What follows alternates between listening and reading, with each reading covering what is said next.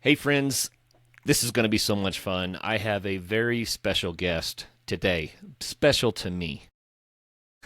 This gentleman is a husband and a father, lives in Kentucky.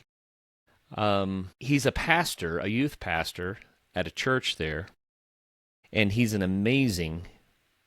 He calls himself a Tolkien nerd. I put the word amazing in front of that because his knowledge goes so deep. It is truly amazing. And it kind of blows my mind. He and his brother Seth actually have a podcast all about Tolkien called Well Earned Comforts. And they do deep dives into not just the Lord of the Rings or the Hobbit, but into the entire legendarium. And it's mind blowing. Just say it that way. But Samuel Moldenhauer is here today to talk about adventure, but not just adventure. It's the quest literature and how that relates to adventure, I think, is kind of where we're going to go. And Sam is my nephew. So he is my old adventure buddy from way back when, and I'm so happy to have you here with us, Sam. Welcome to the program. Thank you very much, Uncle C, or Uncle Curtis, as I often refer you to. You're very generous when it comes to your words. I would say Tolkien nerd is probably where I would leave it. I mean, amazing. Seth honestly has the more lore knowledge than I do. When we put things together, he's always bringing the very intricate details that I kind of look more broad picture. But I know we were trying to get together with the both of us on the podcast, which would have been much better, and we might still be able to do that sometime. Yeah, we'll do it. For those of you guys listening, sorry you just get to hang out with me, but eventually we'll get Seth on here, and it'll be great. Yeah, we'll do another one because I think that this topic is it's actually really amazing. And today we won't go as deep into Tolkien. We're going to talk adventure, right? This is the Adventure Sports podcast after all. But when Seth is here, I think I want to go a little bit deeper into Tolkien and the adventure of that because, man, there's an archetype here that I think will blow people's minds if they're not aware of Tolkien and all that kind of stuff, which most people are. They've seen the movies or but it's going to be mind blowing. But we'll save some of that mind blowing for Seth. Okay. Yeah, fair enough. Yeah, he's pretty good at that. But I don't want to age myself or make this all sound silly. But I mean, you used to come to our house when you were a little bitty tyke and spend the night. And we would have adventures in the woods because we lived in the forest, in the mountains, in Colorado. And the little adventures when you were small, I mean, probably 3 years old, right? But then they graduated over time to bigger and bigger and bigger adventures. And I don't know what the biggest one was. Maybe I should ask you that question, but I'm going to highlight one just so people kind of know how big they got. We snowshoed in a fierce blizzard up to about 11,000 feet, and we built snow shelters, emergency shelters. And while this blizzard was coming down, we're cooking dinner, in the dark, the wind's howling, and the snow is piling up on our shoulders and heads so fast that we had to keep knocking it off of each other. The temperatures dropped that night. We didn't have a thermometer, but I'll describe how cold it was. I remember very clearly. It was very cold, but we slept in these emergency snow shelters all night and got up the next day, and it's just such an amazing, almost foolhardy adventure. I mean, we pushed the envelope of what we should have attempted, and we were fine, but not without some some scary moments. I'll say it that way. But this is how cold it was. The next morning, I needed to put on my boots for some reason, and I managed to get my boots on, and then my hands started getting frostbite. But they weren't tied yet. So once my boots were on, I put my gloves back on, and I hiked up to where there was some sunshine. And then I did the snow dance. And the snow dance is where you kind of jump up and down and swing your arms until you warm up a little bit in the sunshine. Then I took off my gloves to tie a boot. I got one boot tied, and my fingers froze up again. And so I put my gloves back on and started doing the snow dance. And then finally got the second boot tied. That's how cold it was. So you tell me how cold that is. I don't know. We're below zero, south of zero somewhere. Yeah. But Yeah, it I was would not be it surprised. was a cold night. It was a Yeah. cold night. So anyway, from little tobogganing adventures in the woods to doing some, deep winter Rocky Mountain adventures. We did the things. So first question for you: what do you think was the biggest adventure? I would say that one's definitely up there. um, see, so we've done three different snow trips that I remember with you. The very, very first one that I did, I forget how old I was, maybe 14. Um, that's the one we did in the spring. It was just Caleb and I and you and Travis, and we didn't do a snow cave, but we tented on like this snow bank. But I remember hiking up there, and this was like the first time really that I'd done like anything that strenuous, and I definitely wasn't in hiking shape. I had this pack on me, and I remember we were walking up there, and I was just getting so tired. And I remember at one point you're like, "All right, man, like you have to go." And I was like, I can't move. I sat down on the ground in the snow, and you grabbed my pack off of me. You threw it over your shoulder. You said, "We're going." And I said, "Okay, that's a little easier. I can do that." And this is one of the stories that I mentioned that I've shared as a sermon before, where sometimes you're just going and you don't think you can go anymore, and then somebody comes and helps shoulder your load, bear one another's burdens. That's what we're called to do as Christians. And so, obviously, my uncle bared my burden there, and then Caleb, I remember telling me, was like, it's going to be so worth it once we get there. Like, I remember him telling me, encouraging me, it's going to be so worth it. And so we got up there, and then obviously we made camp and stuff. But then the next day we hiked up to Upper Crater Lake or something up there. Yeah. And then I remember we body surfed down the hill, down this snowbank, just on our stomachs. Yep, a little glissading. Yeah, yeah. Yep. So it ended up being so much fun, and I'm glad I toughed it out. But that was the first one, and that was pretty intense. Then we had And the we were actual snow intense. caving one. Yeah, We we were just intense intense that night. Yeah. Yeah, and it was That was a intense. dad joke. But Intense. Anyway. I got two young kids. I'm working on it. It's not as smooth as I'd Yep. like it to be. We'll get there. But the next one, my brother Steven was there, and I remember we tried to do the window for snow cave. So you and Travis made a snow cave. Steven, me, and Caleb made a snow cave, and then we made like a little hole to connect the two so we could converse if something happened. And I remember that was not such a great idea because No. I had to go to the bathroom in the middle of the night, and so I moved my pack out of the door, which was blocking all the wind coming in. I go do my business. I come back in, but I did not, in fact, shut the the pack You back in. did not shut the door. Yep, didn't shut the door. So wind went flying through both our side and your side. Kind of settled in your side, I think. So it made yours even Yeah. colder than our side. So I did feel a little bit bad about that. But probably the funniest part about that one is Steven decided he was not going to brave the cold. Instead, he just rolled over and, to put it delicately, melted part of our snow cave and was one of the worst, dehydrated stenches I've ever smelt. That lasted far longer than it should have in the snow cave.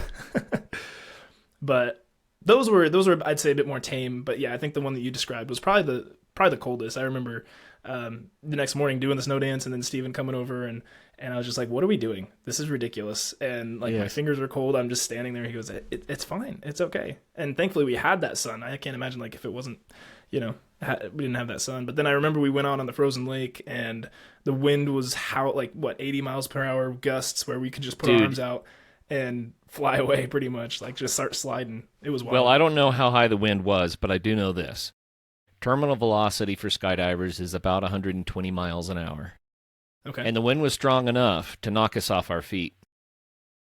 So we're approaching terminal velocity. We're not. I don't Gosh. think we were there, but we Yeah. were approaching it. So I think we had gusts up around 100 miles an hour. Yeah. Trees were falling nuts. down around us. They were just Mhm. collapsing. And we ended up to cross this lake. We locked our arms, like arms over shoulders, so Mhm. that we could walk through the wind without literally getting picked up and blown off. Yeah.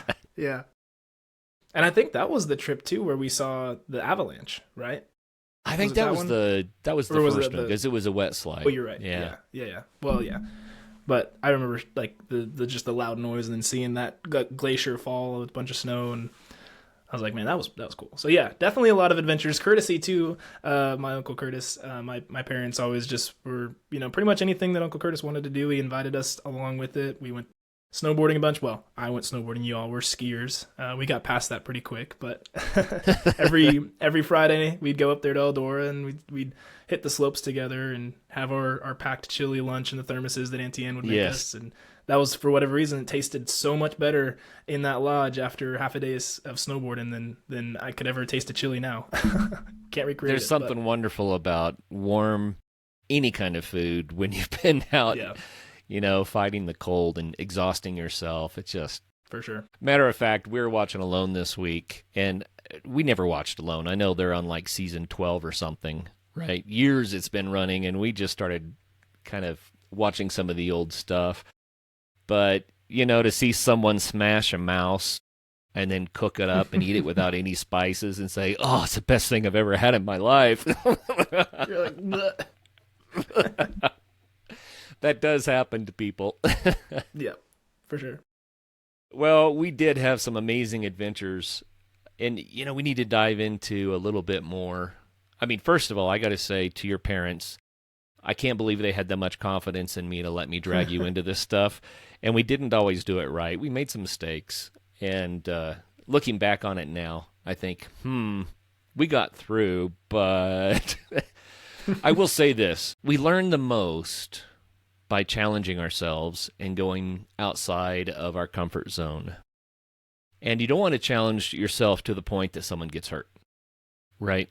You want to challenge yourself enough that you learn something about yourself, and maybe you learn some adventure skills, some bushcraft skills, some survival skills, those sorts of things.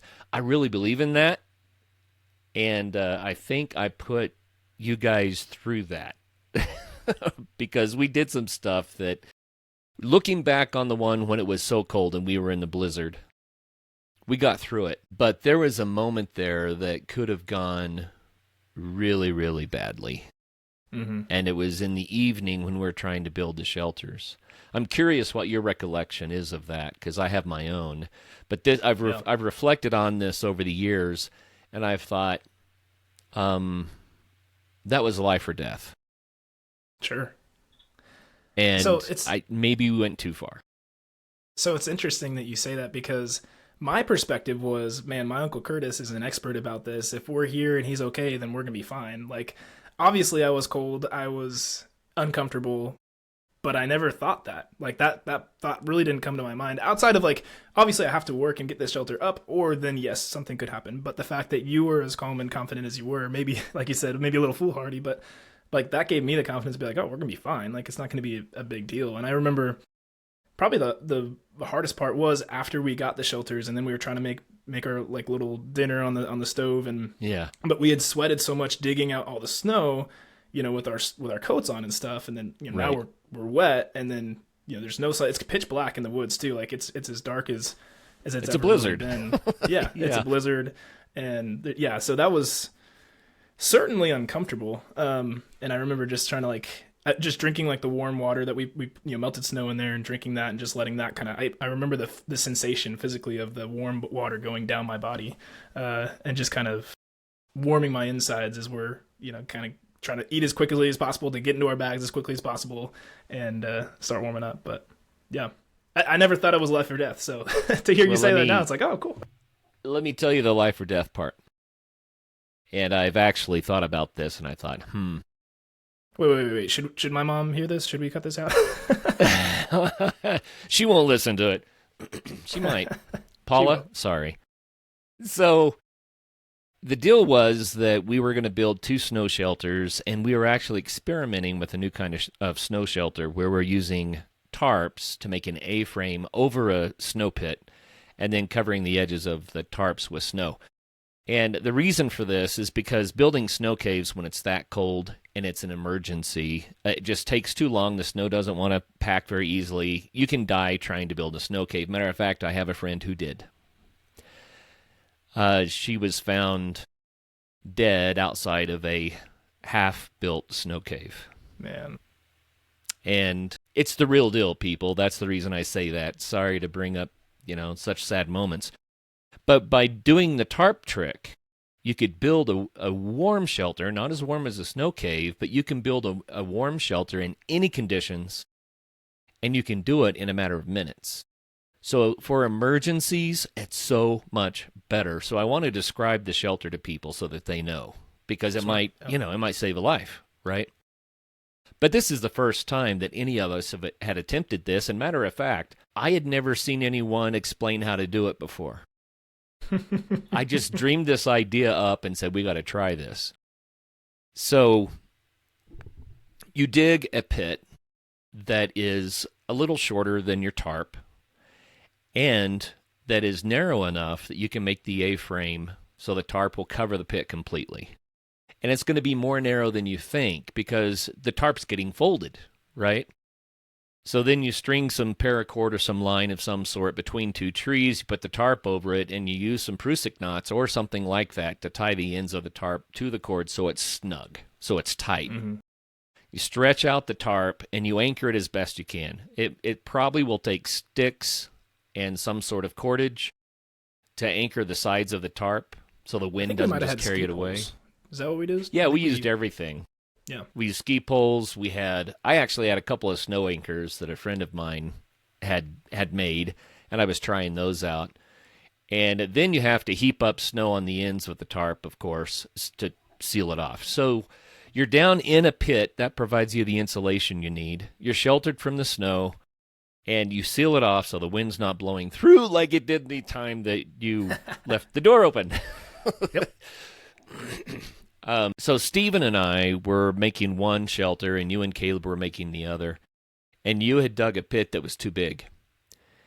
And so, Forgot about that. Yeah, this is the part that got scary. The sun has already set. We have a little twilight left. And Stephen and I are pretty much done with our shelter. And I'm thinking, okay, we're fine. We have our shelters, And then Caleb, I think it was, walked up to me and said, Dad, we need some help. Ours isn't working out. And when we walked up the hill to where you were doing your shelter, you were already like stage 2 hypothermia. That's probably why I don't remember this. I mean, you were at the point where you weren't shivering anymore, and your brain had already started to check out. So the stages of hypothermia are when first you start to feel cold and you shiver, you're right, and your lips start to turn blue, your extremities are cold and that kind of stuff. But then the next step is when your core body temperature starts to drop enough, and that cold blood, when it hits your brain, it shuts down your thinking. You get sluggish, you're slurring your words, you can't make decisions, you're not even shivering anymore often.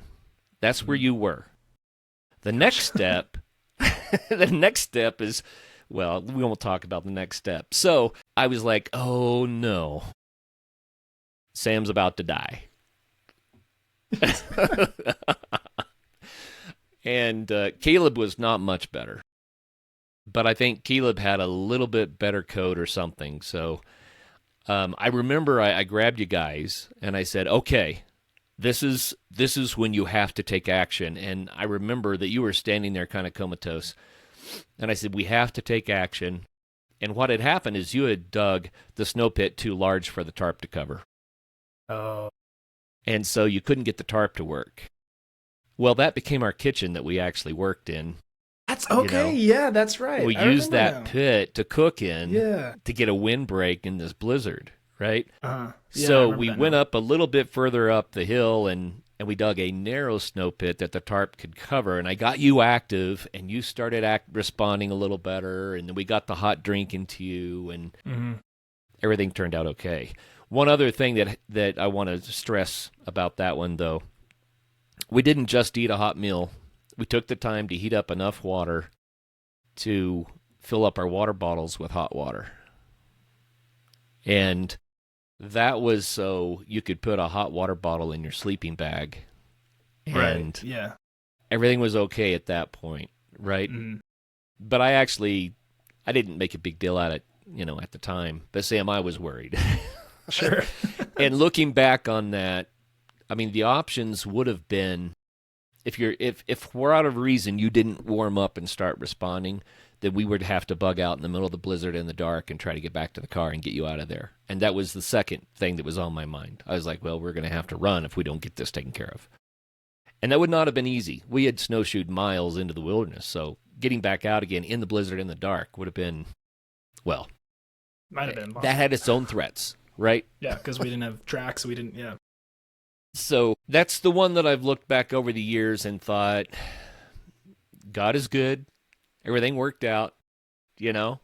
We got warm, we got fed, and we had a good time. But that scared me a little bit. So, Sure. as your old uncle, I'm confessing. I appreciate it. You coming clean.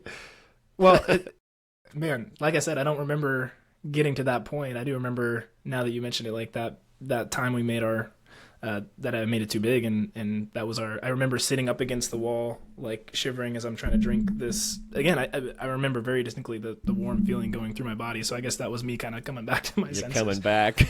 But I'm texting you a picture. I took a picture of our cave.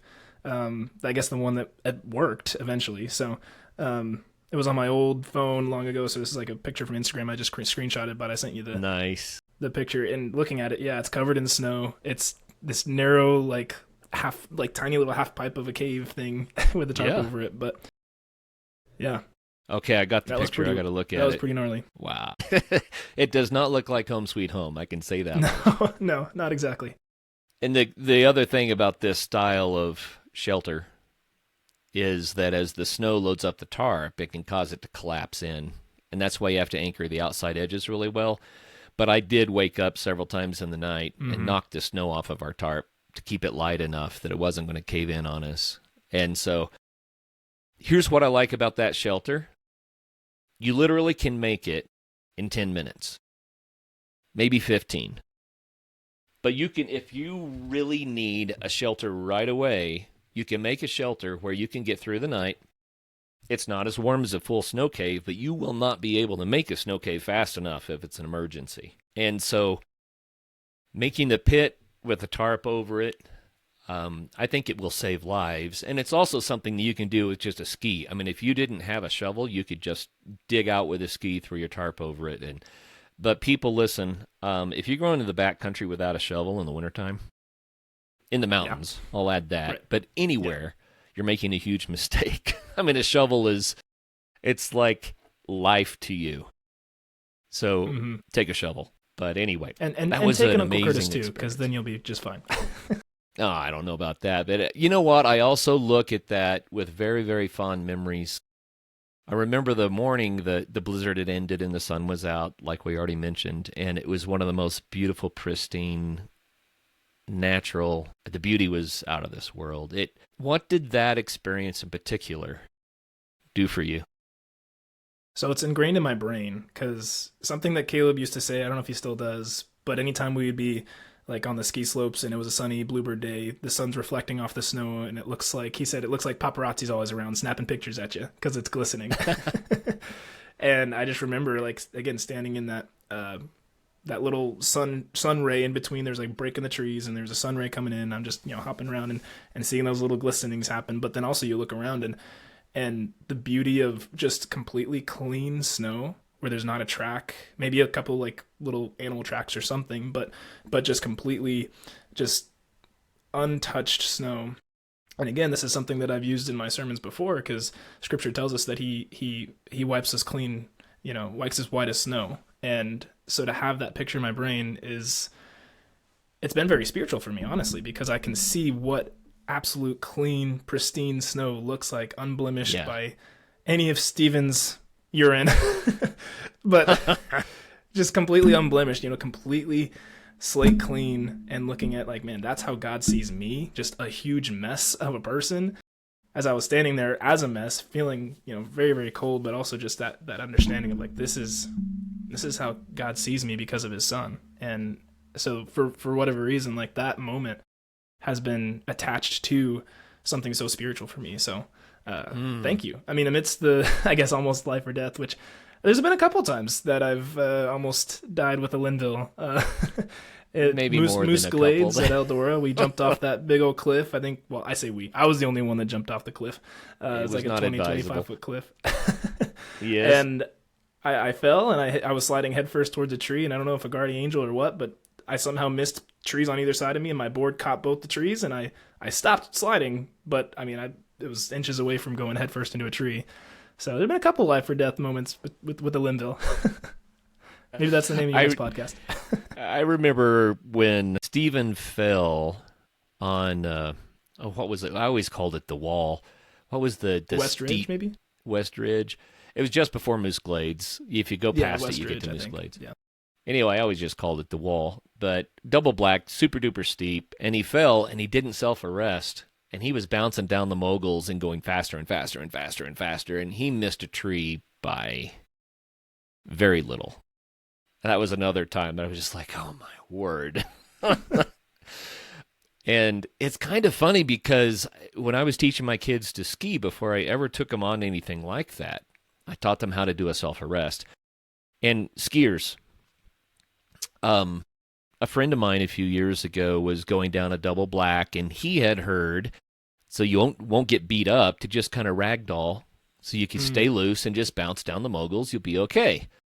Bad advice. Nobody do this. Whoever's spreading those rumors, stop. Stop it. You're going to kill somebody. He ragdolled into a tree and broke his back. Ouch. And the self-arrest that you do skiing, I mean, obviously you don't have an ice axe with you, right? So the self-arrest you have to do, if you're sliding down a slope, is you have to get your first skis in the air above you, and then you have to kick them sideways into the slope below you until you stop. It's not always easy. Sometimes you'll bounce over your skis because you have too much speed, but you have to keep trying until you stop. So I always taught all my kids how to do a self-arrest. We'd go to like a blue-black that was smooth, that was safe, and I would say, okay, fall down, stop. Fall down, stop. We'd practice it. I don't know why Steven didn't do it on that double black. I'm like, Steven, Right. you know better. But Yeah. he was okay. God forbid that I had hurt any of you guys. It's kind of scary actually to look back on, but we had so much fun, Sam. I felt so honored to get to be a little piece of your life as you were growing up and coming into manhood, and it was such a treat for me.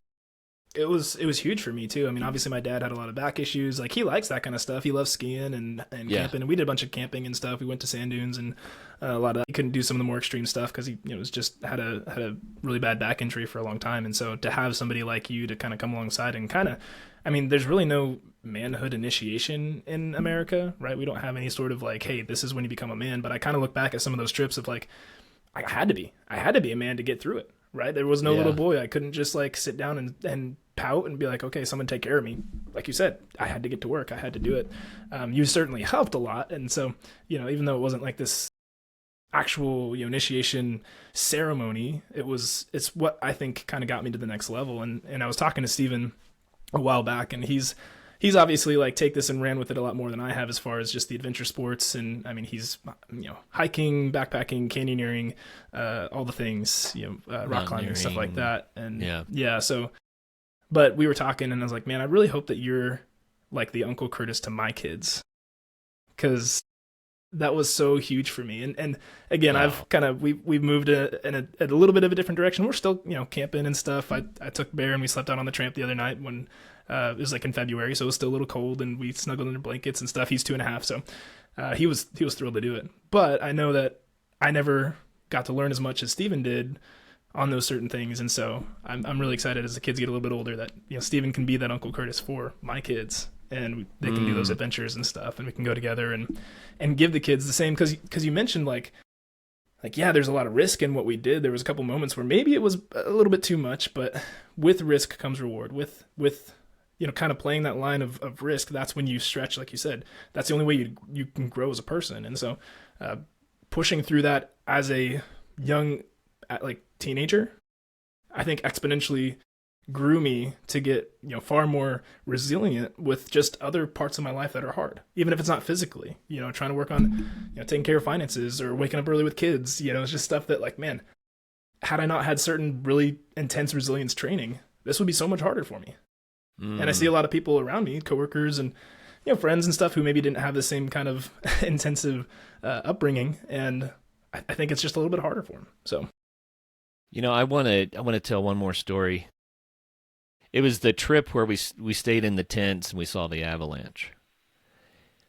We climbed up a ridge the next day, and first of all, I think you saw a marmot up close, and you were enchanted Yeah. by this marmot. I remember, and I'd seen a lot of marmots, but maybe you hadn't. But I just remember you saying, "Whoa," you know.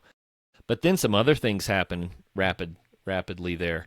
There was a golden eagle, and it had Yeah. flown into. We're standing on the Continental Divide, people. There are jagged peaks all around us, huge snow everywhere, bluebird sky. It was gorgeous. But a golden eagle had flown into the Cirque Valley, and there were two ravens that were just starting to build a nest on the crags. And the ravens were chasing the golden eagle, and they just chased it and chased it and chased it because they were defending their nest Mm. area. And the golden eagle just kind of ignored them and then caught an updraft and flew over the Continental Divide and disappeared. But it was such a sight. And then we had the avalanche, Hmm. and the avalanche thundered down, and it was a That was wet so slide, loud. heavy, thunder. Yeah. And after all of that happened, you looked at me and you said, "I get it, Uncle Curtis." And I thought, okay, mission accomplished. Yeah.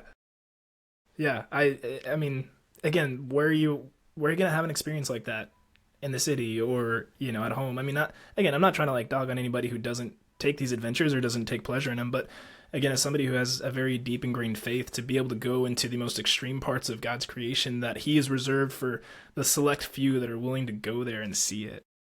And you stand on top of a 14er, which I try to explain to people out here in Kentucky what a 14er is. They have no idea. I'm like, it's a mountain that's 14,000 feet above sea level. Oh, okay, okay. It's a big Yeah, mountain. like, yeah, it's a big mountain. But like standing up top there and looking around and seeing nothing that towers over you, and just the beauty and the majesty, really. And I mean, there's no way you can look at this world and be like, there wasn't a divine creator. Like again, that's personally like it has done so much for my faith to in those moments where life is hard, things happen, but then you remember those moments.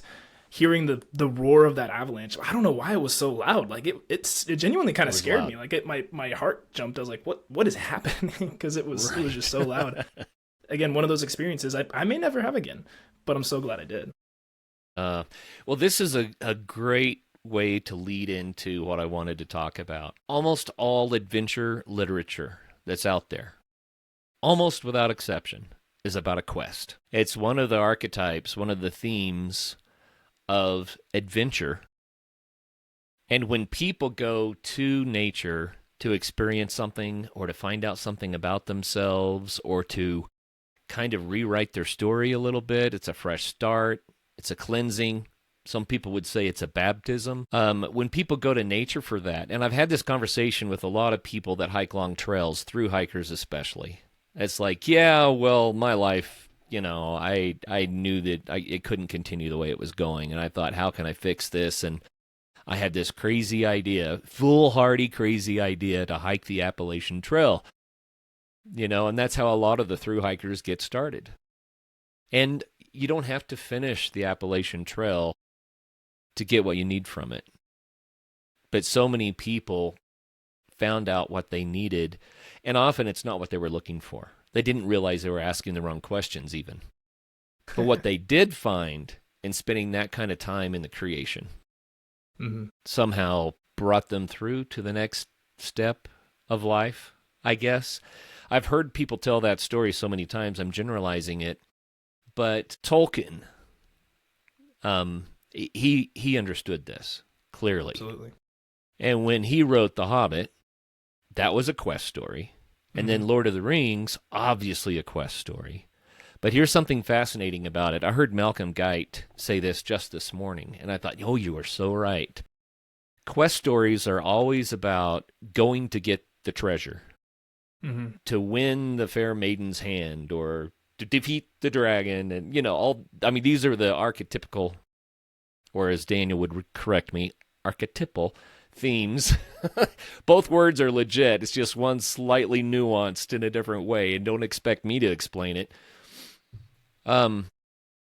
Malcolm Guite pointed out that the nine, the Fellowship, already had the treasure. They were Mm. trying to get rid of it. Yeah, that's a So really good way to put Tolkien, it. yeah, Tolkien turned the story on its head, saying you don't need something you don't have. You need to leave part of you behind. You've got to sacrifice the thing that you're holding on to that's dragging you down. Yeah. And I thought, oh, wow. Because to me, that's really more of what adventure does. Hmm. You don't come home with a treasure, you come home with a sunburn and you're exhausted. Yeah. Yeah. You come home having left something behind that you needed to leave behind. So, how do you think Tolkien illustrates that? You're the Tolkien expert, so I'll let you go there. Yeah. So it's beautiful the way that I look at his work through the lens of his experiences, right? And so the way that he writes came up with a lot of this stuff during World War One, as he's in the trenches of Battle of the Somme, like just in some of the most brutal living environments and constant fear of death, and to quote Gimli, small chance of success, uh, but he writes through his experiences, and so to start with the Hobbit, like, yeah, you have this. It's a beautifully crafted intro with this Hobbit who is so comfortable in his home. He's got everything he needs. He's got his warm hearth. He's got overwhelming amounts of food and ale, and he's got his pipe. He goes out, he gets his mail, and he smokes, and he has a great time. Like, he just is enjoying all the comforts of home, right? And then this wizard guy comes and's like, "Hey, you're gonna jump in this adventure with me." He goes, "No, I'm not. Like, I'm good. We're not I don't doing need that. this. I don't need this." And then just for whatever reason, and it's beautifully written. The movies Yeah. didn't capture it quite as well. I don't think you can, even what Tolkien wrote in the very beginning of The Hobbit, because Bilbo, as he's falling asleep, he's hearing the songs and the music of the dwarves, of their adventure, of their quest, of their desire to go reclaim the Lonely Mountain, to defeat Smaug, to reclaim the gold. And he's daydreaming, as well, really falling into slumber, and dreaming of what could this look like for me as a hobbit, as somebody who's never experienced any of this before. Wakes up, realizes, oh, they're gone. Okay, what do I do? And something gets the better of him. Gandalf comes and's like, "Hey, you're late. Get out of here." He's like, "Okay, yeah, I'm going." Like, just impulsive. I need this. I need to step out of my comfort zone and do something. And so the idea of a quest bringing about that heart change, that mental shift in a person, like, I think Tolkien did an incredible job in both The Hobbit and Lord of the Rings, and some of his earlier works, though that's a bit more nuanced. I mean, obviously, like you said, the quest to get the girl, Beren and Luthien, is one of my favorites, and that's why we named our Yeah. first son Beren, because he's pretty much told by Luthien he's not good enough for his daughter. He has to go prove himself. So he's like, "Bet, I'll do it," and he goes and does it. So, but with like The Hobbit, it's I think it speaks to more of like just the everyday Joe who's not, maybe already has the girl, maybe already has a steady 401k. He's sitting comfortable, but then there's this itch about him that he's like, "I need to go taste and see what that adventure is like." And so, at least for me, I've talked to some of my coworkers. I've tried to get them to read The Hobbit. They've started it, and they're like, "I don't get it, Sam." I'm like, "It's okay. It's okay if you don't. I don't understand how you can't, but it's okay if you don't." But especially the adventure that Bilbo goes on, and he's constantly thinking of him of home during this adventure. Through Yeah. Mirkwood Forest, when he's attacked by the spiders, when he's fighting the trolls, when he's taken by the goblins, and even when he's fighting like face to face with Smaug, the dragon. Like, he's constantly remembering his home. And I remember that, like, standing up there trying to like warm myself in that little sunspot, like, man, it would be great to be in my living room right now, not worrying about this. But at the same time, you have to finish what you started. You have to pursue and finish that adventure. And so he did such a brilliant job, Tolkien did, of connecting our humanity and the desire that we have for adventure, for going out into the unknown, doing something different. But to your point, like in Lord of the Rings, we're getting rid of the treasure. The whole point of the Hobbit was to get the treasure. To get So the then treasure. they get there and realize, Bilbo does, this was ridiculous. This isn't what it's about. Like, he steals the Arkenstone away, gives it to Gandalf and them, and then at the end of it, Thorin realizes it. He on his deathbed, and he's talking to Bilbo, and he says one of my favorite quotes is, "If more people valued food, cheer, and song over hoarded gold, this world would be a merrier place." Thorin, the guy who was like, I'm just gonna go get my kingdom. I'm gonna get all this gold back. I'm not gonna share it with nobody. He realizes, unfortunately, on his deathbed, but he realizes that, and it was something the Hobbit had the entire time. It was something Bilbo Very had the entire redemptive. time. Yeah, And that's something for a dwarf to say. exactly. Yeah. Because dwarves were given the desire for gold and Yep. to dig deep in the earth and to mine its riches. I mean, that was part of how they were formed, you know. But Thorin got it in the end. Very redemptive. I think other people see that too. And I'm going to relate this back to adventure.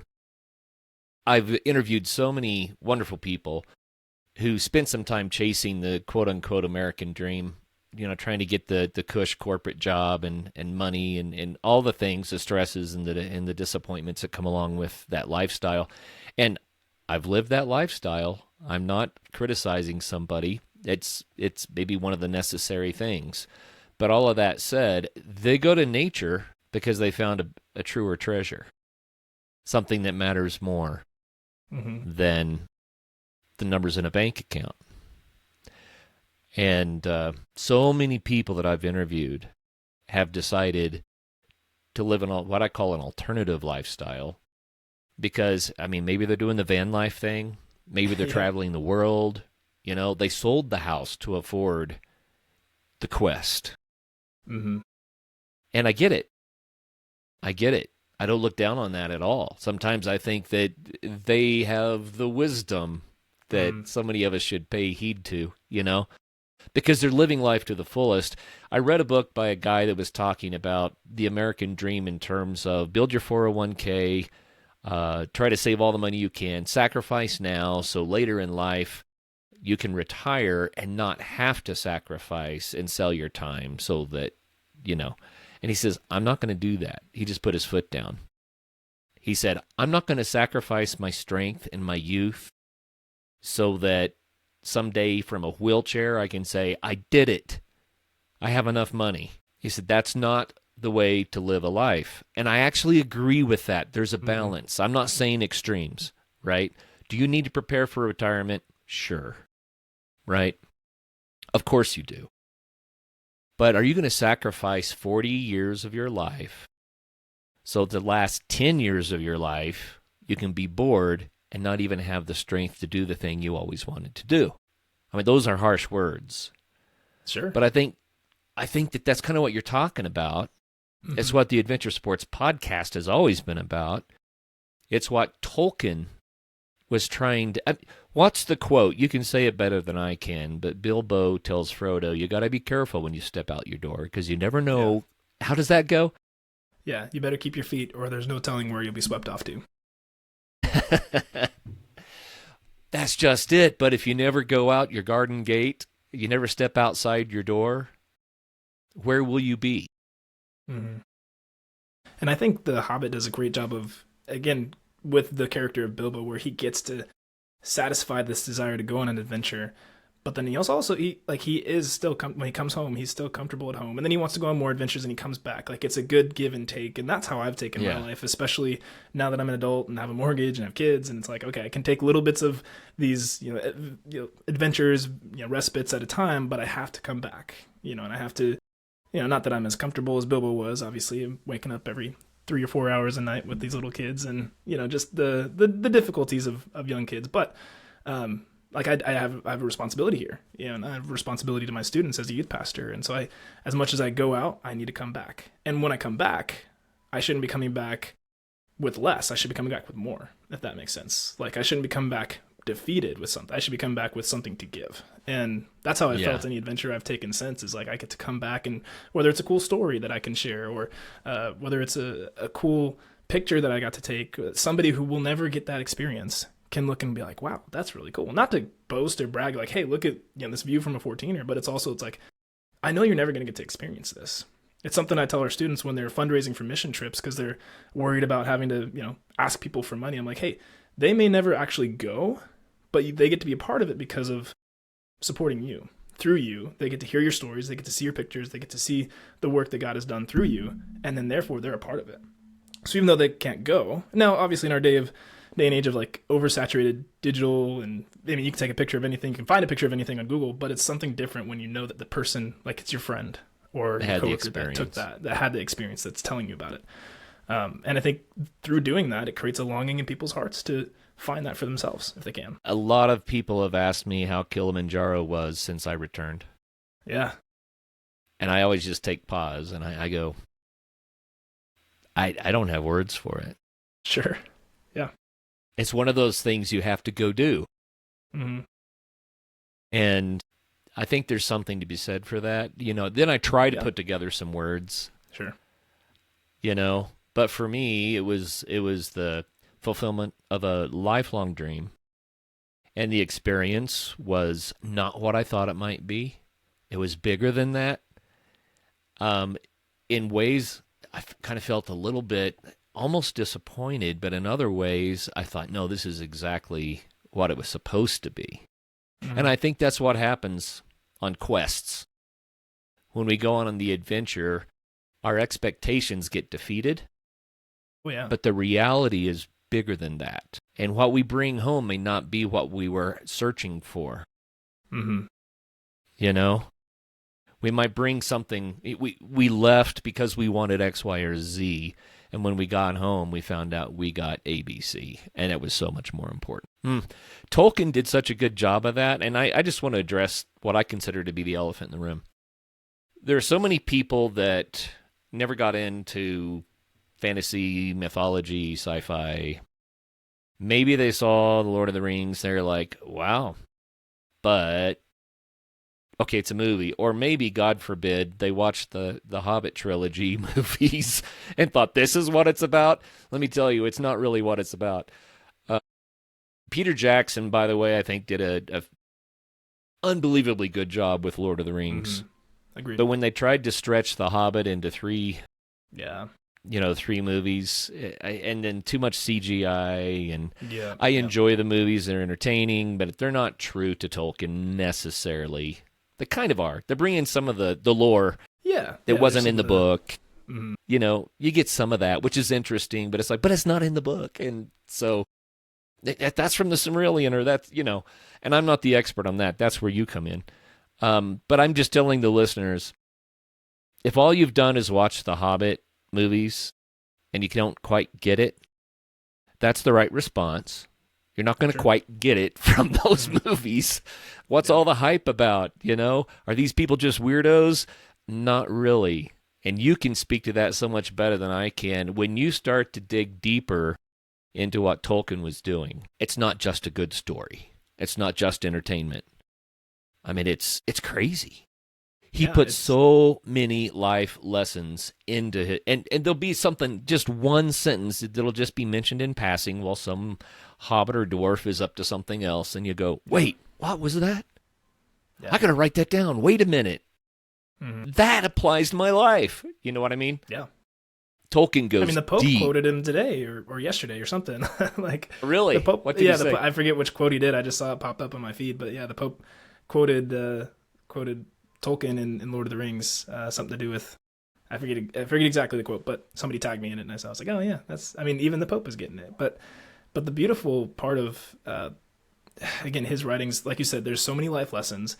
There's morality, there's faith, there's resilience, there's good and evil, there's deception, there's twists and turns that you don't expect, things that unlikely heroes, like, is kind of the name of the game. Like the beauty of how it all culminates is it's through people you don't expect. I mean, yeah, sure, you've got those guys like Aragorn who, goes to the end and he does kind of what you expect him to do. But then you've got Merry and Pippin. Yeah, Frodo and Sam for sure, but Merry and Pippin were incredible movers and shakers. More so in the books. Again, Pippin's more for just comic relief in the movies, but more so in the books. Like, you see their bravery, the times they've had to overcome their obstacles, and there's moments in their lives where they realize, I was never meant to be here, but I'm here and I'm going to contribute. I'm going to give what I have on this adventure, and I'm not going to look back. And Elrond at the Council of Elrond, like right before they all head out of Rivendell, he tells the companions, and this isn't in the movies, but it's in the books. He tells the companions, well, actually, I think he mentions, like, there's no oath or bond that is going to keep you on this quest. And Gimli says, Faithless is he that says farewell when the road darkens. Which is a very fun, like, kind of prophetic mention that Tolkien has, because when they get to the paths of the dead, Aragorn runs into this cave, Legolas runs into the cave, and Gimli's like, it's pretty dark in there, I don't want to go in there, and, has that comedic, like, an elf is going to go underground, but a dwarf dare not. Nah, I'd never hear the end of it, and he runs in, because he has that moment of, like, am I going to be faithless? Am I going to say farewell when this road darkens? And he doesn't, but it's beauty. It's beauty because this was not like Elrond said. You are not being forced to do this. You are being given an opportunity, and you're saying you're volunteering for it. But no oath or bond is going to hold you past beyond where you will go. And every single one of the characters keeps going.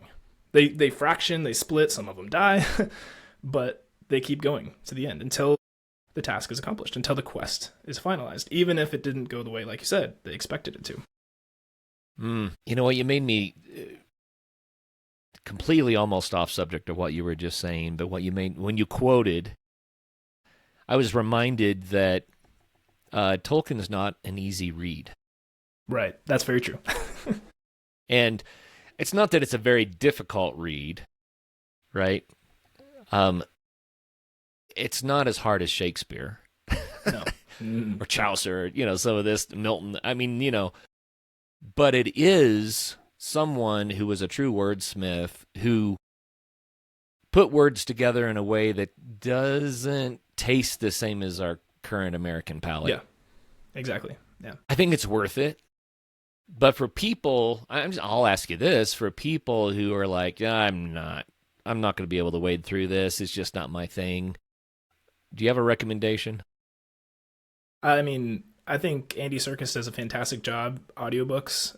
So Andy Serkis is the guy that played Gollum, obviously, has the amazing Smeagol voice that he's done countless things, is now directing a new movie that's coming out. But he's read through The Hobbit and the trilogy and the Silmarillion, and his voice, I mean, he does a great job of, he's an eloquent reader, but then he also does a really good job with the voices and just kind of immerses you into the scene without, especially like Seth, I think that's how Seth does it. He prefers the Rob English, like the old school, I think that's like recorded in the 80s or whatever, audiobook versions. But for those of you who, maybe not used to writing, because I mean, he wrote these books 70 years ago now, 80 years ago. And so the language is a little bit different. He's from England. He worked at Oxford as a word professor. Like, he's a linguistic. So a lot of what he writes is very difficult to read in a flow state that you would read like Hunger Games or something like Harry Potter. Yeah, sure. But so if you're struggling with that, I'd say give the audiobook a try.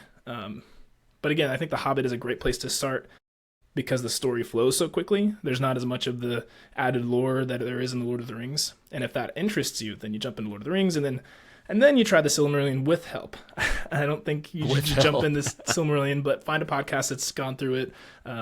Check out our podcast. We've done a bunch of things on the Silmarillion. But there's just so much. He created a beautiful, complete world with many different races and thousands of years of history and battles and events that it's so much more than just those 4 books that we only think about when we think of Tolkien. Like, the world itself spans 4 ages. And it's this long tale that was supposed to be the mythology for Great Britain that they didn't have. This long tale. So I think you can probably hear my son crying in the background. He just woke up. So Sam has his son now. How old is he? He's 1 in a few months. And so he's sleeping on Daddy's shoulder. We'll continue on a little bit here, Sam, and maybe go a little bit long for the Adventure Sports Podcast if you have time, as long as this works out. But sure. I don't feel like we're at a point where we can wrap it up. So stick with us a little bit, people, because there's good things to come. Wanted to point out, in my experience, and I'm going to just preface this with all of you fantasy fans that are out there, forgive me if I step on your toes. After reading Lord of the Rings, I was very young. I was 13. And that's not very young, but it's good age. Yeah. It's a good age to read Lord of the Rings. Perfect age.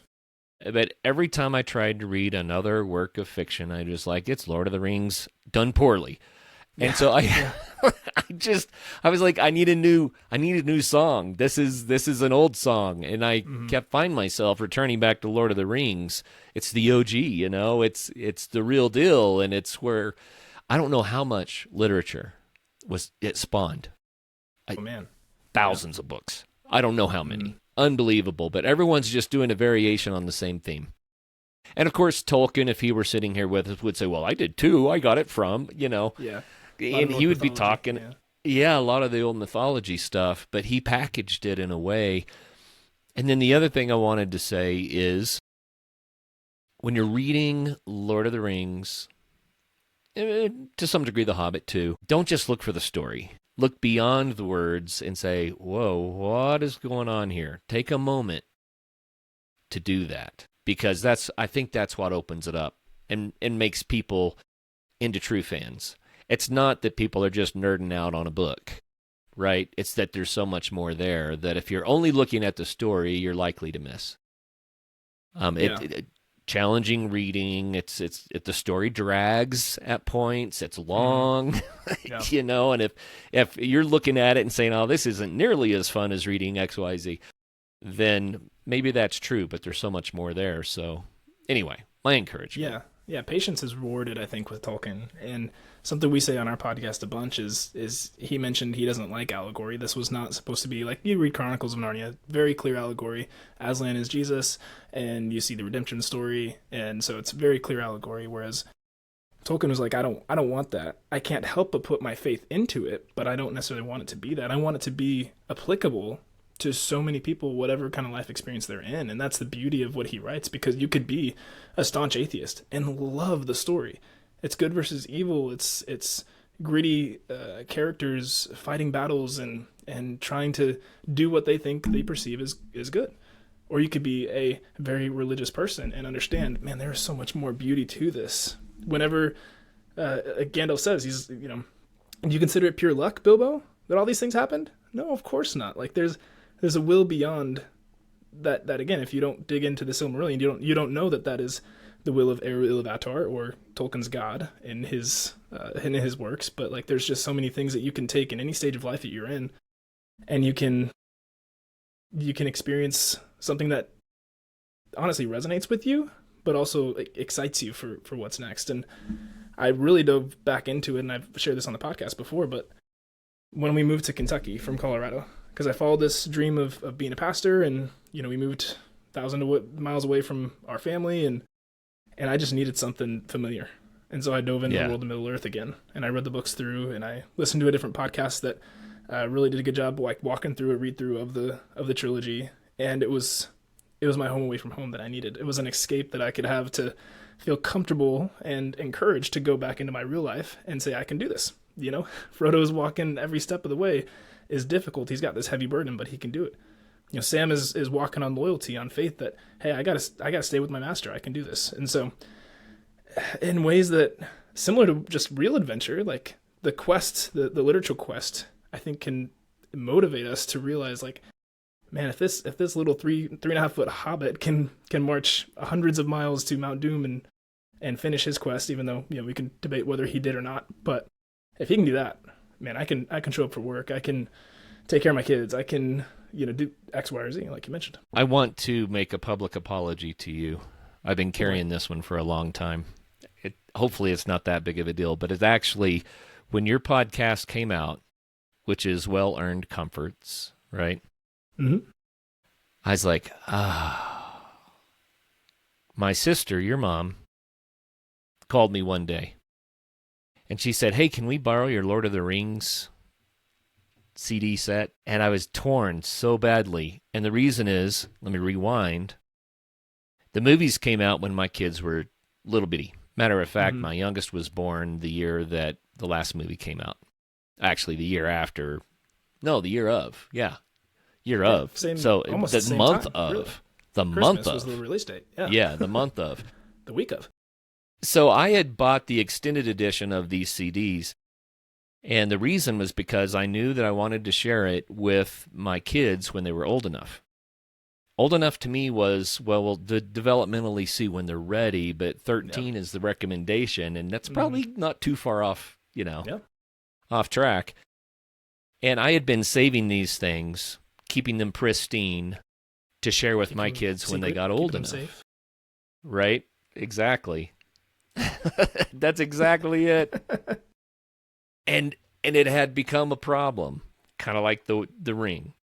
Mm. So Caleb, I think at this point was old enough to start enjoying them, but I was trying to save them for Lydia and for Luke and for Daniel. And so when she asked if you guys could borrow them, I thought about how you three guys as young men were rough and ready and exactly what young men ought to be, wrestling and throwing and tossing and I mean, and I thought, this is my treasure. They will never come home again, or they'll come home in 12 pieces. Yep. And I've been, I bought them 13 years ago. Mm. I mean, literally, it had been over a decade since I bought them. And I said, I can't do it. I just can't do it. And your mom came through for you some other way. But that's my apology. Because Wow. ever since then, I've been like, what an idiot. I should have just bought a second set. I should have just been the generous uncle instead of hoarding my treasure.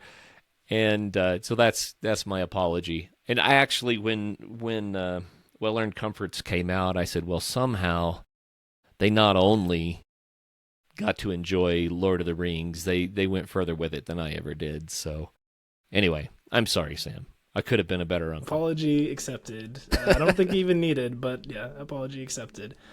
We definitely found ways. I mean, my best friend Nate Bronze at the time, who you probably remember. Yeah, sure. He did a bunch of adventures with us too, but he didn't have the extended, so I didn't start with the extended, but he had the trilogy. So I remember watching the Fellowship of the Ring for the first time on a laptop. We were headed to Chicago for one of Seth's hockey tournaments, and so it was in a van, and I remember like Gandalf dies, and spoiler alert. I mean, you should just, if you haven't seen him yet, that's your fault. But obviously, I'm thinking, Gandalf dies, and I'm like, what's gonna happen? I didn't know the rest of the story, and Seth was just laughing and stuff, and so we've got another like 4 or 5 hours left to go on this drive, and I was like, well, throw the next one in. Like, we finished the Fellowship of the Ring. I was like, we need to watch the second one. I need to know what happens. So we open up the case, and it's empty. No. Nate had given us an empty cartridge. It was just the CD case, and there was no DVD in there. And I was furious.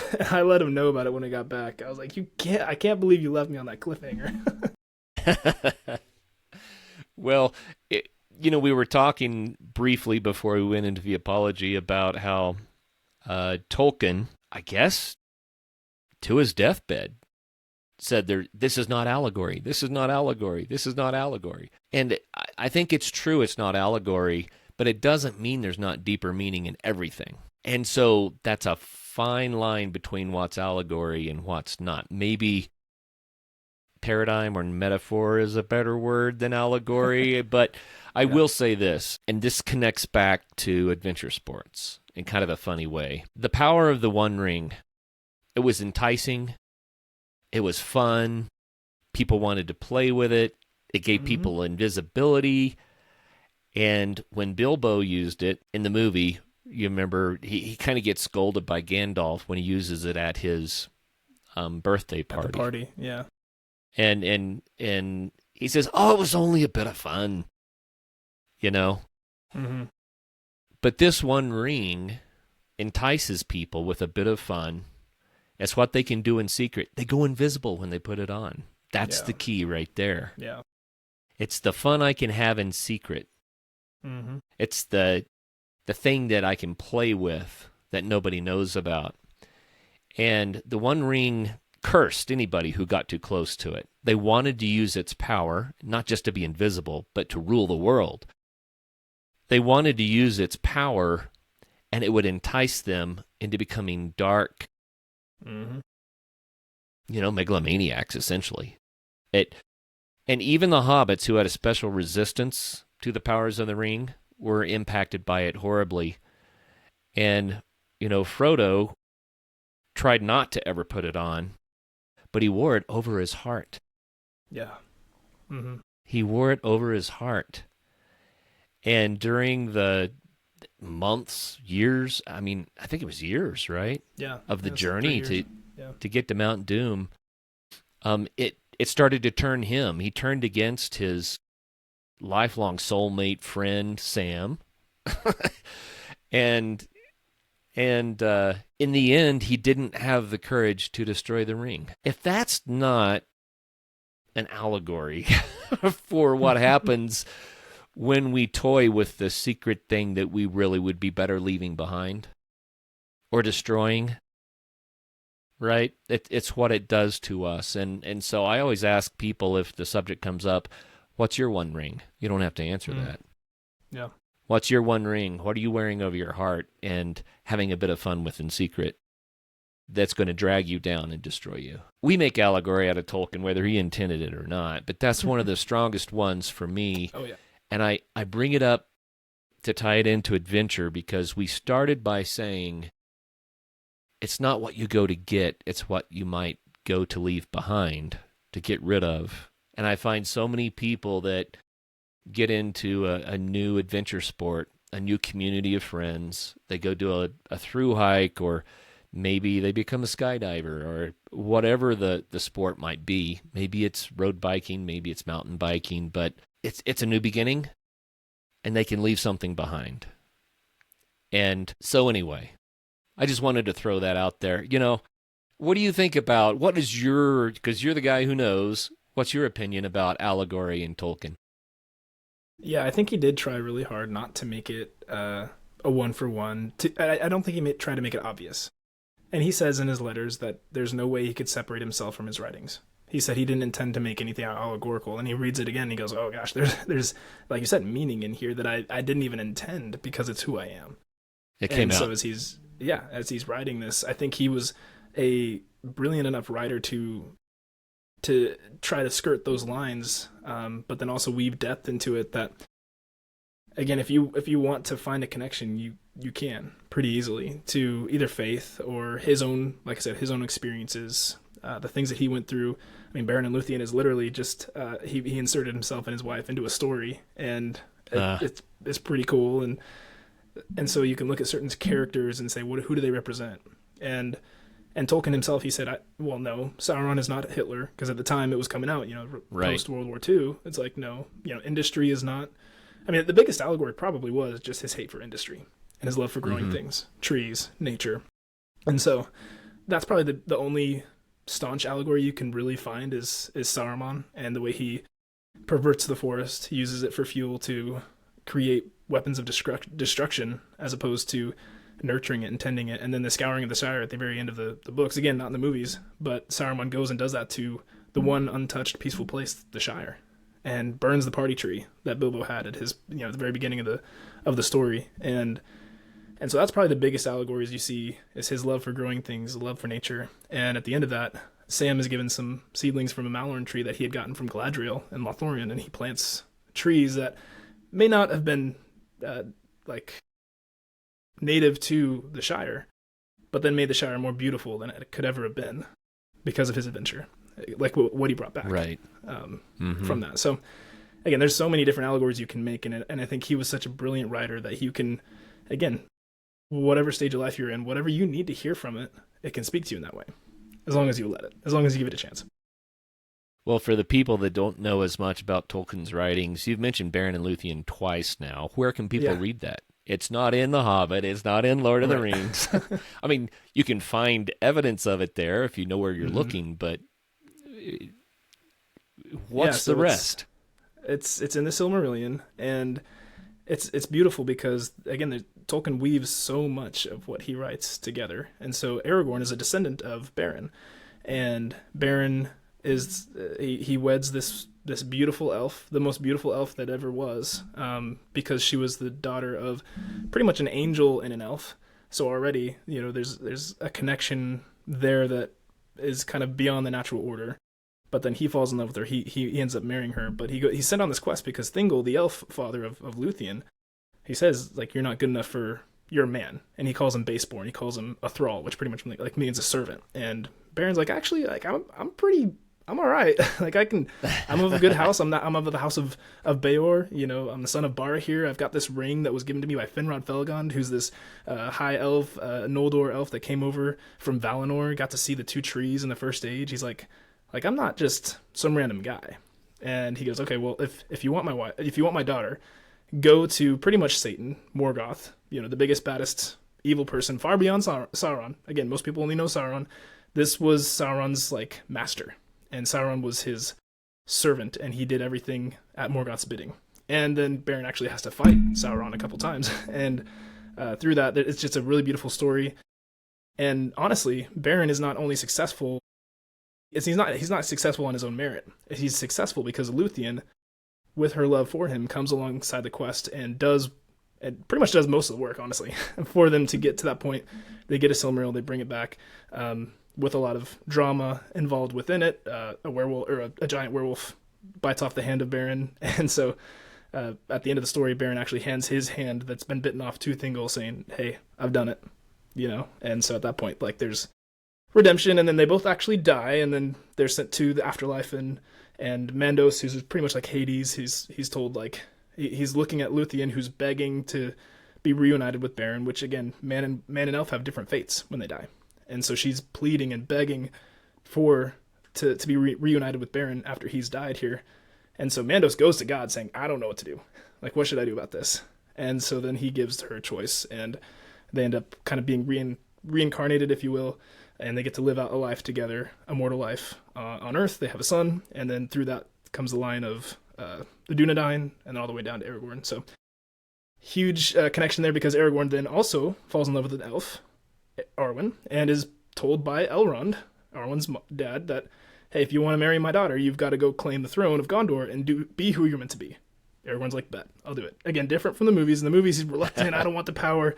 But in the books, he's like, man, I love that woman. I'm going to do whatever I got to do to get to her. So a little bit different, but again, that was probably more than you wanted to know on Beren and Luthien, but my favorite story cool. by far.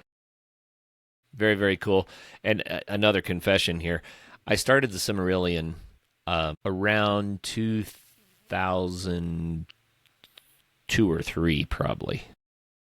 And somehow it became one of those books that has a bookmark in the middle of it. Then I got through the boring part, and just as the good part was starting, I think I got distracted by something, and I've been wanting to go back ever since. But as much as I appreciate Tolkien and his work, some of the stuff, it's easy to leave that bookmark and walk away, you know? I mean, it's like reading through Numbers or Deuteronomy or Leviticus in the Bible. It's just like he spared no expense in creating his world. And to some people, it's boring, it's drab. Why do we need this much detail? Why do we need this much, like, he fathered who or what, like, timeline stuff? Yeah. But because he genuinely wanted this to be, even though he knew nobody would think of it as the actual mythology for Great Britain, but he felt like that was stolen from them by the Norse when they came and pillaged and invaded and stuff thousand years beforehand. He's like, I want to have something that the people could pretend to look at as like, yeah, that was who we were beforehand. And so it's a completely made world from the very beginning. And the Silmarillion is really the story of creation, the fall, the journeys, the elves, men, the origins of species. And so a lot of it is just drab and tough to get through. But 3 stories specifically that you can just read in their abridged versions in the Silmarillion is Beren and Luthien. That's the first one. Then Children of Húrin, which is tough. We did a whole read through in our podcast, but it is sad, depressing. There's no happy ending at the end. Again, spoilers, but like it is the most dark story that Tolkien wrote. And so if you haven't read that, there's too many spoilers. I don't want to give them away because you would not expect that from Tolkien, is what I'll say. But then the last one is the Fall of Gondolin. And those are like the 3 main stories that even Tolkien himself said he preferred those 3 stories over anything else he wrote. So you see a bit more passion within that. And then his son, Christopher Tolkien, because the Silmarillion wasn't published until after Tolkien was dead, his son came and rewrote kind of pieced everything together, all his dad's handwritten writings and scraps of paper. He pieced his world together, and then he created the full versions of Children of Húrin and Fall of Gondolin. So you can go read those stories in their entirety on those books on their own. You can buy those Amazon or wherever, but you can read the abridged version in Silmarillion and still get the gist of the story. Nice. Well, I said we would save the deep dive for when Seth was here. And believe it or not, we did. It might feel Yes. like we went deep, but we only scratched the surface. Yeah. And Yeah. so if you want to learn more about Tolkien and some of the deeper stuff, plus hear Seth and Sam, I don't know, I call it jocularity, brothers being brothers. Yeah. We call it babbling like Butterbur. That's pretty much how we Yeah, put that's it. what you guys call it. Anyway, the podcast is called Well Earned Comforts. And I have one last question for you, Sam. When I read Lord of the Rings, it makes me want to go have a big adventure. Did it do that for you? Absolutely. Absolutely. And I think the beauty of the Lord of the Rings, specifically that trilogy, is how long the journey is. Again, people are like, oh, it's too long, I can't get through it. But I think that's important as you're looking at your own life. Your life is a long journey. And while not everything is going to be this amazing adventure where you're hiking a 14er or skiing down a double black diamond, but your life is an adventure if you make it to be one. I mean, having kids has been the biggest adventure of my entire life, and Yeah, I'm yeah, almost pretty much house like I'm on lockdown pretty much at this point with what we can do with them. yeah. I mean, not completely. I take them on hikes and stuff, but again, like I can't just drop everything and go to Kilimanjaro like I would love to, but the beauty of learning how to teach these little ones up in the way that they should go and to see the world through their lens, the adventure of figuring out how to live with my spouse, for eternity, like for forever, like just the adventure of what I do for my work of like sharing the gospel with people and just taking passion in the passion that the Lord has given me. Like there's for me looking at Lord of the Rings, it absolutely wanted me to like made me feel like I had to go on an adventure. But again, that's why I went back to it when I did go on my adventure to come out here, is because life is an adventure and the book is so long and there's so many ups and downs. There's so many things that these characters walk through that it feels like, man, this is true. My life is like a journey. And I can look It at is these a journey. characters and I can again, you can play the victim card if you want to. Life isn't going my way. I have to do these things. I wish I could go on these big adventures. Well, your life is an adventure if you make it out to be one.